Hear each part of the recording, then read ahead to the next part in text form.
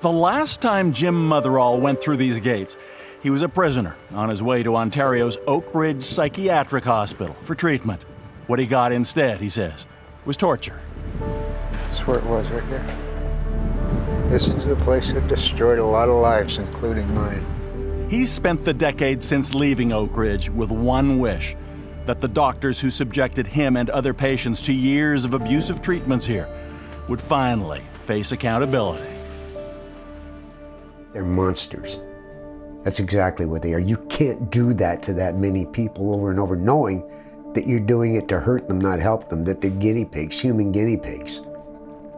And call it treatment because that's the nice word that people want to hear, when the real word is torture, because that's all it was, torture, from beginning to end. And they got away with it because no one oversaw them. No one. They weren't accountable to anyone. For 20 years now, former Oak Ridge patients have been trying to hold those doctors to account. This past June, an Ontario Superior Court judge ruled in their favor, calling the treatments flagrant and outrageous. Normally, that would be the end of the Oak Ridge story, but not this time. Those gates behind me are all that's left of Oak Ridge, long the only psychiatric forensic unit in Ontario. For about 2 decades, the criminally insane were brought here for what was considered a cutting-edge treatment. The mastermind behind it all was Dr. Elliot Barker. His theory was that the real problem those criminals faced is that they couldn't express their innermost feelings. Do that, Dr. Barker believed, and you could cure mental illness. We now know that Dr. Barker's treatments were as ineffective as they were harsh. And new information uncovered by the Fifth Estate has revealed that the real Oak Ridge story is far more bizarre than has ever been reported until now. On a June day in 1993, in the town of Midland, Ontario, a writer was just arriving at the office of Dr. Barker to discuss a book he was working on. He found the doctor setting up a video camera aimed at himself. This video, obtained by the Fifth Estate, has never been seen before now. It provides revealing insights into the mind of the man at the center of this story. It's clear that Barker's intended audience that day wasn't really the visitor, but his many detractors. When Elliot Barker left the Oak Ridge Psychiatric Unit in the late 1970s, his work was considered avant-garde. But over the years, journalists and researchers had begun chipping away at Barker's legacy, and he didn't like it. My complaint is that history's being rewritten retrospectively, but it pisses me off that what at the time was considered, I mean, not everybody loved it all the time, and patients would get mad, but it really was, I think, legitimately seen as a reasonable thing to be doing, and now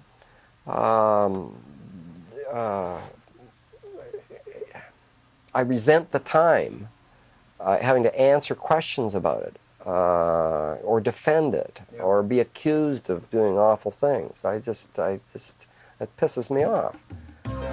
The times had indeed changed since Dr. Barker first set out to make his mark on the psychiatric world.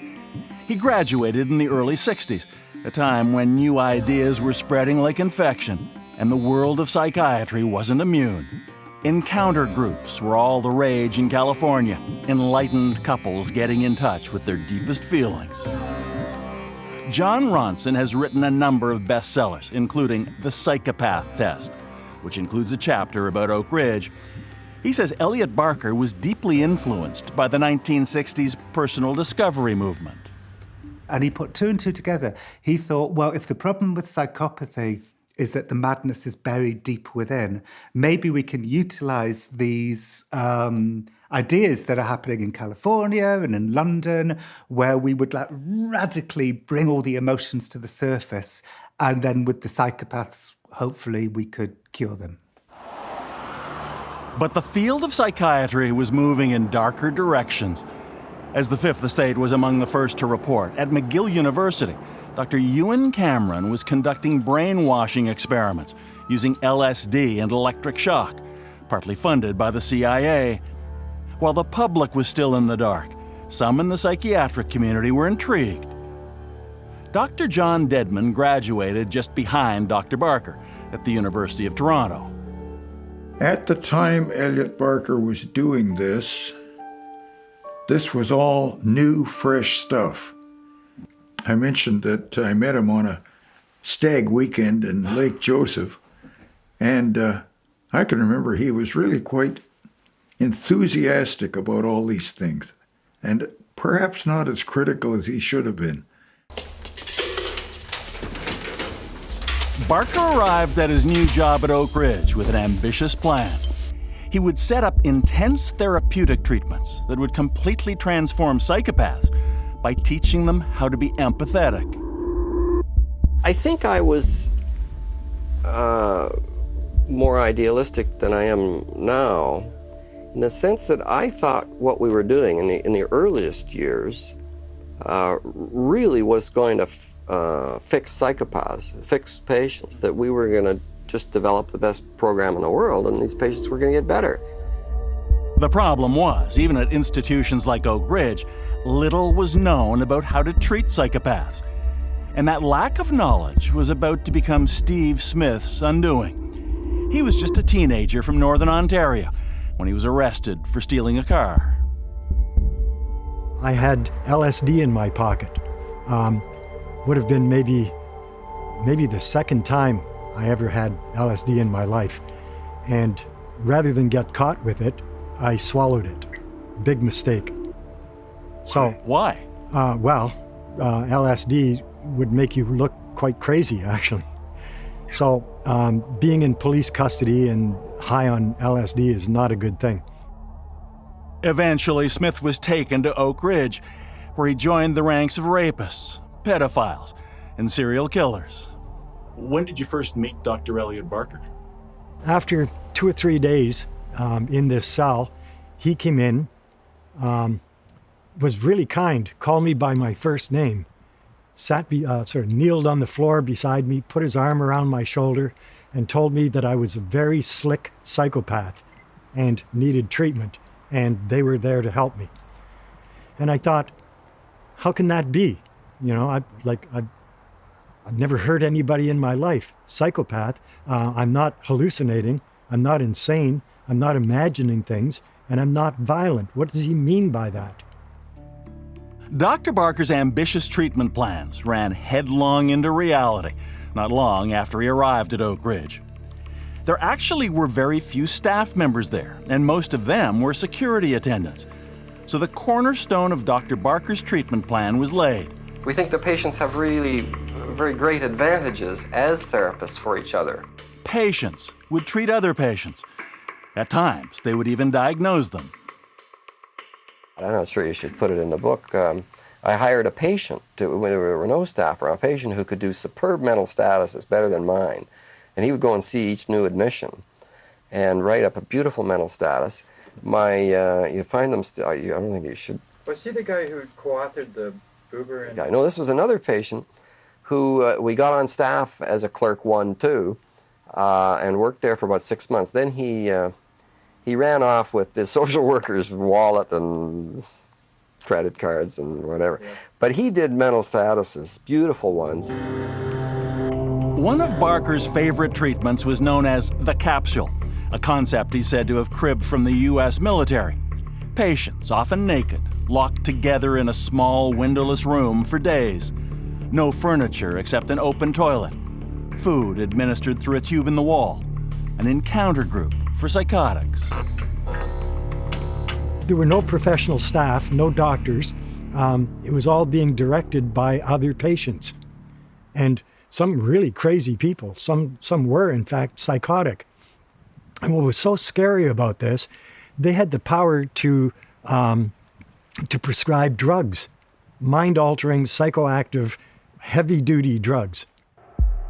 It was known as defense disruptive therapy, drugs administered not as a treatment, but to force patients to talk, truth serums, hallucinogens like LSD, and the most feared drug of all, scopolamine. It's delirium inducing, and the difference between inducing delirium and killing you with scopolamine is quite thin difference. In South America, the drug is called dragon's breath. It's considered the most horrendous drug on earth. Nobody takes this voluntarily. It just gives you nightmare visions. Schizophrenics, on the other hand, were locked in a room together and taken off their medication.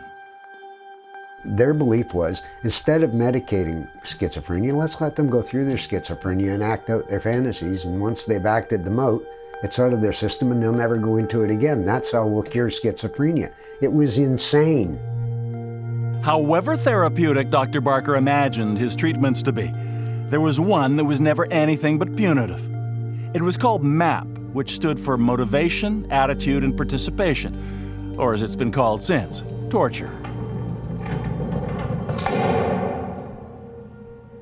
Patients tied with restraints, forced to sit up with their legs straight in front of them without moving for hours. The point of the whole program was to break us down mentally, because they believed if they could strip away all our bad defenses that got us into trouble, break us down mentally, they could rebuild us as better human beings. Now, they knew that was nonsense, as much as we quickly figured out it was nonsense. Nonetheless, Dr. Barker's unconventional treatments were drawing attention, even praise, from all corners. Journalists, doctors, university students, they all signed up for tours of the facility and wrote glowing reports about what they saw. We always felt we were supported right through to the government in what we were doing. And there's an editorial you should see, if you haven't seen it, from the Globe and Mail saying, God, with the worst budget of any hospital in the Ontario hospital system, these people are doing brilliant things. Yeah. And yet by the early 1970s, Dr. Barker himself was feeling disillusioned, no longer convinced all psychopaths were treatable. He took time off, set up a private practice at his home, and became an expert witness in trials where he and his Oak Ridge boss, Dr. Barry Boyd, developed a new reputation. And Boyd and I got known as the hanging psychiatrists because when they were fighting about giving mandatory 25 years, we said it's far better than curtailing parole, which is what they were doing. It's far better to hang a few people, even though it's wrong. Yeah. And you can pick out people who are absolutely dangerous and absolutely untreatable and hang them. And that caused quite a stir because most psychiatrists and most intelligentsia are kind of liberal about that. But I think that's a reality. Some people are beyond treatment, of any treatment we know, and if you let them go, they'll kill people. Though Elliot Barker no longer believed his revolutionary treatments always worked, they continued to be used at Oak Ridge. Well, there's no doubt that there's a certain undeclared coerciveness to this place. Now under the direction of a new doctor, Gary Meyer. He didn't have a psychiatric degree, but he did have one unusual ability. You know, Gary Meyer was even more out of the box than Elliot Barker was. He talked to me a lot about looking into people's eyes and seeing their souls, and I remember he told me a story about how one of the psychopaths in the unit had a crush on a man somewhere else in the unit, and so he would go out of his body and his spirit would go through the walls, and their spirits would combine in a cell somewhere. And he was talking about this as if it was actually happening. Not surprisingly, perhaps, Gary Meyer, the New Age doctor, had a fondness for LSD treatments. But when he decided one day to put most of the ward on a psychedelic acid trip, the attendants revolted. Gary Meyer turned up one day to find that all the locks, his key didn't work anymore, the locks had been changed, and that was the end of the program. Indeed, by the late 1970s, there were signs the doctor's radical approach had failed. Patients were leaving Oak Ridge only to commit other crimes, which makes what former patient Steve Smith is about to tell you all the more shocking. There was a parallel program to Oak Ridge with the women's ward, locked forensic women's ward in St. Thomas, nearby, that exactly mirrored what was going on in Oak Ridge, complete with the MAP program. But here's the kicker. Here's where it gets really, really serious. The program was set up by 4 men that had graduated the program in Oak Ridge. And as you'll see after the break, it was essentially a case of the inmates running the asylum.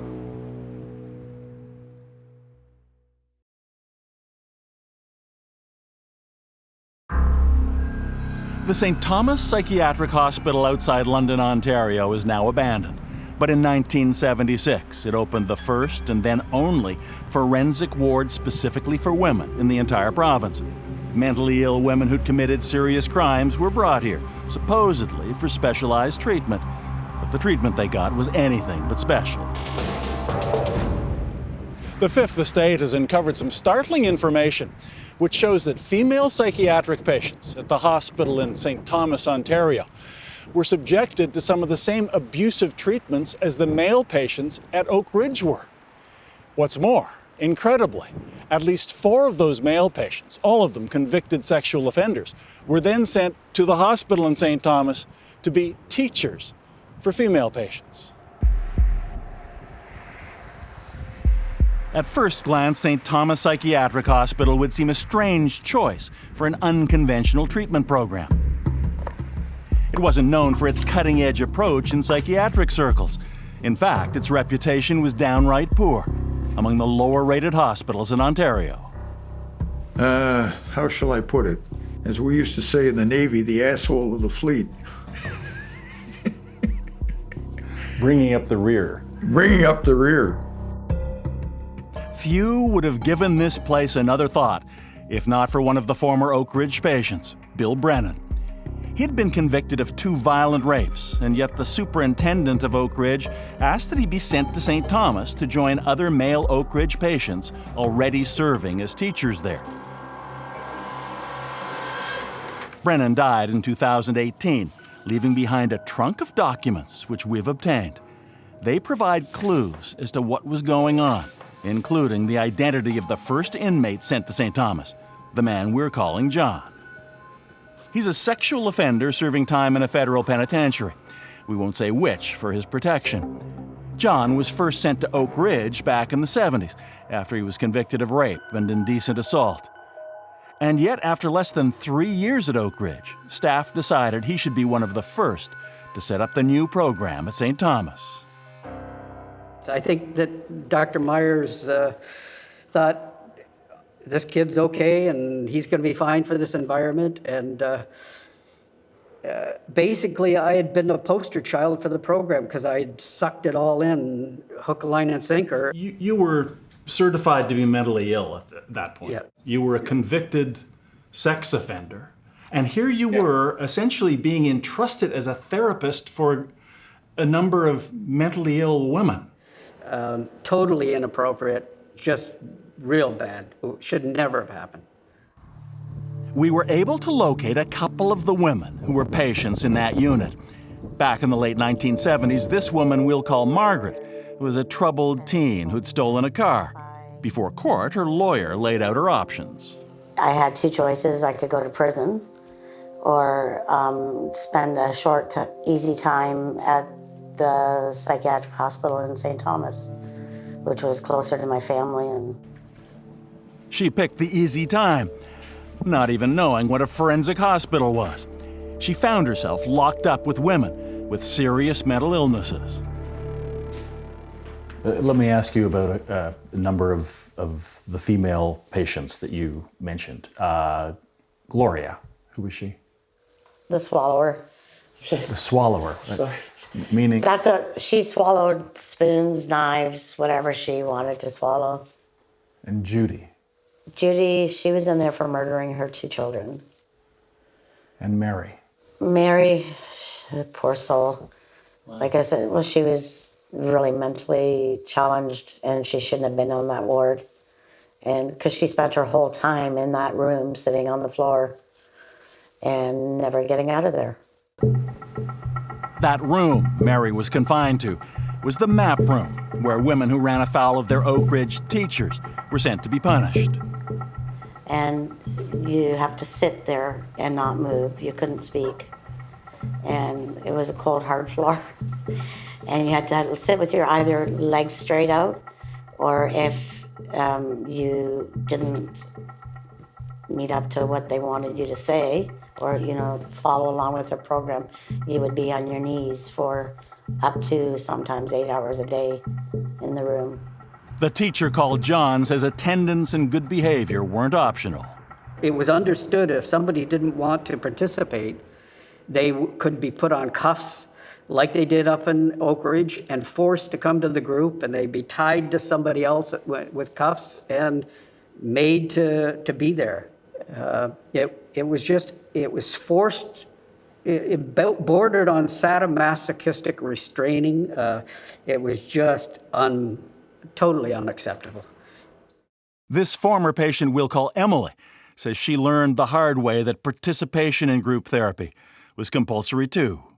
Yeah, I told the teachers that I didn't trust them and that they weren't doctors and this program was not legitimate. And I walked out of the room and they followed me up all the way up to the top of the ward. They tied me to a mattress and they came in periodically to review it.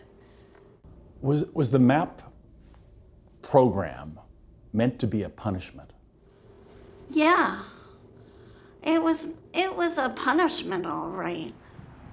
At St. Thomas, the male prisoners didn't have the power to prescribe medications as they did at Oak Ridge, but they were sometimes consulted. A lot of these women were on medications, and ultimately, staff would say, what do you think? So we became advisors to the ward staff and to the doctor about each patient. And so again, not only are you being asked in your early 20s, with the almost sole credentials of being mentally ill and a convicted sexual offender, not only are you being asked to lead these group sessions, you're also being asked to advise what medication should be given? They would ask what we would give up north in this circumstance, and should we do this? And so there would be consultation back and forth away from the patients. And Oak Ridge had this patient treating patient mentality. We were the therapist. And here's another surprise. At St. Thomas, the men from Oak Ridge lived on the same ward as the women. In fact, the commingling of naked males and females was unavoidable, since both genders used the same showers and bathrooms. There was no privacy anywhere. And the way this ward was structured, when you went to sleep at night, was there a lock on the door? Did you feel safe? No, there was no lock on the door. Was that a concern? Always. Every night? Yeah, and it was not just me, it was a lot of the women. They were very, terrified, because these guys had control, total control on that ward. Like I said, the nursing staff, very rarely seen them, only to administer medications. There was, in fact, one pregnancy we know of. This tattered photo is the only one we have of Oak Ridge patient Bill Brennan and a St. Thomas patient we'll call Anne. It's not clear whether she's pregnant yet, but in letters she wrote to him after he was sent away from St. Thomas, it's evident she's hoping he'll come back for her. Her letters to Bill contained repeated reference to the MAP program, which she was still subjected to during her pregnancy. After Anne became pregnant, Bill Brennan's days as a teacher were over. He was transferred to Lewisburg Prison in the U.S. against his will and in violation of prisoner treaty agreements. Their baby girl was put up for adoption. They damaged people. They damaged people physically, emotionally, mentally, and all for what? They didn't accomplish anything, but it was a total failure. I don't see how anybody could have expected convicted criminals helping other people. I just don't get it. And I just will never understand it, I guess. Less than a year later, John was paroled, and his time as a therapist was over. At least, that's what he thought. a woman that I had gotten fairly close to as understanding her situation, and that called me just after I got out and wanted to talk. I was eating at my family's place, and I said, could you call back? She didn't call back, and one of the staff, a woman, older woman, I ran into her about 2 months later, and she said this woman had committed suicide. I felt like everything that I had been through was a fraud, that it was just false, and that, you know, if I was supposed to save her, I felt like I was responsible for her death. I was the person she came to, and we should never have been put in that position. In 1983, Oak Ridge stopped sending prisoners to St. Thomas to be teachers. In fact, the programs first developed by Dr. Barker ended at both hospitals. I hadn't really seen him much after that, but he was feeling that this work had been a failure. That was the impression I got from my contacts with him. And that sense of failure was confirmed scientifically in the 1990s with the publication of a study that estimated the likelihood prisoners would reoffend. Psychopaths who didn't go through Barker's therapeutic program were 60% likely to reoffend. Those who did go through it were 80% likely to reoffend.